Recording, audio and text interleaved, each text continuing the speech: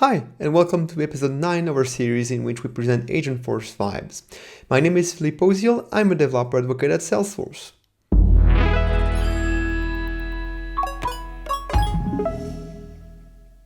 In the previous episode, we saw how to generate Lightning Web Components from Figma design. In this episode, we'll focus on how to build apps with DevOps Center in Agentforce Vibes. We'll start with a brief overview of DevOps Center and how Agentforce Vibes ties into the DevOps workflow.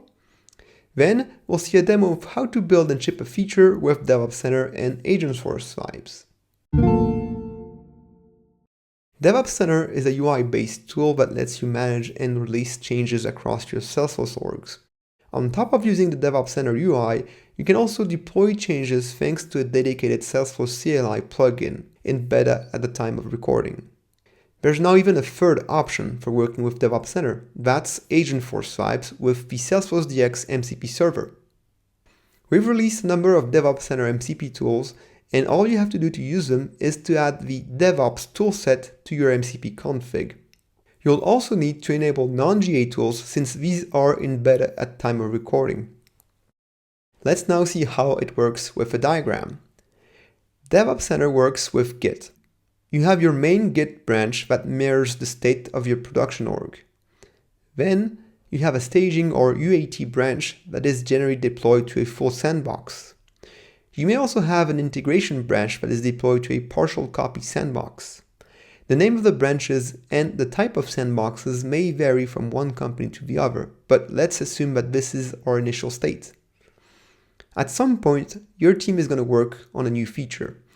This is represented by a work item in DevOps Center. The first thing that the developer will do is to check out this work item. To do so, they use the Checkout Work Item MCP tool. This creates a dedicated branch for the work item out of the integration branch. They will then tie this new branch to a developer sandbox. The dev works on the feature branch by committing their work thanks to the commit work item tool. When the dev is done, they create a PR back into the integration branch using the create pull request tool. Someone reviews the PR, and if everything is okay, they promote the work item thanks to the promote work item tool. This merges the PR and the changes are deployed to the integration sandbox. The same logic is repeated to promote the changes to the staging sandbox and finally to the production org. This is the full DevOps cycle for a feature. Let's now see it in practice. I'm now in DevOps Center, and here's our deployment pipeline. You can see our 4 pipeline stages. The first stage is where we implement work items. The one that you see here has been approved and is ready for promotion to the next stage. Each of the work items in this first stage lives in a dedicated feature branch and are built and deployed in a developer sandbox. The 3 other remaining stages are each mapped to a dedicated branch and orgs, just like we saw in the previous diagram.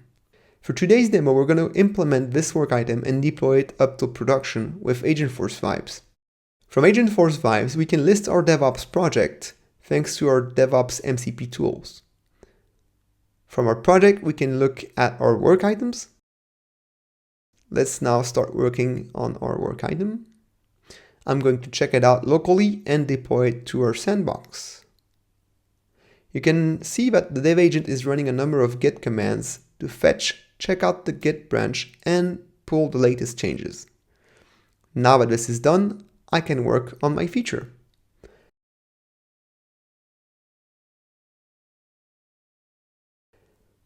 I'll deploy my changes to the sandbox. I'm doing this with the dev agent for the sake of the demo, but in reality, it's as easy to do it with Visual Studio Code or with the CLI. I'll review my changes in my sandbox. Let's say that I'm happy with the implementation. I'm going to commit my changes thanks to the DevOps tools. Here you can see that the dev agent is analyzing my changes, committing them in Git, and pushing them to the remote branch. Now that the implementation is complete, I'm going to create a review request in DevOps Center. In GitHub, this means a pull request. You can now see the link to the GitHub PR here, and here are our changes. We can also see that our work item has been updated in DevOps Center. Its status is now set to in review. Let's pretend that I'm another user who is reviewing the changes and that I'm happy with them. I'll mark the work item as ready for promotion. Going back to VS Code, I'm going to prompt the dev agent to promote the feature. This merges the PR and promotes the work item in DevOps Center. If we take a look again at our DevOps pipeline, we can see that the work item has moved to the integration stage, and behind the scenes, the metadata for a change has been deployed to our integration sandbox. In the interest of time, we won't go over the remaining stages. This is just a repeat of the promotion step that we just saw, but you do this until you reach production. With this, you now have a good sense of how to work with DevOps Center and Agentforce Vibes. That's it for today. You learned how to build apps with DevOps Center and Agentforce Vibes. We took a look at the DevOps Center and how it works with Agentforce Vibes.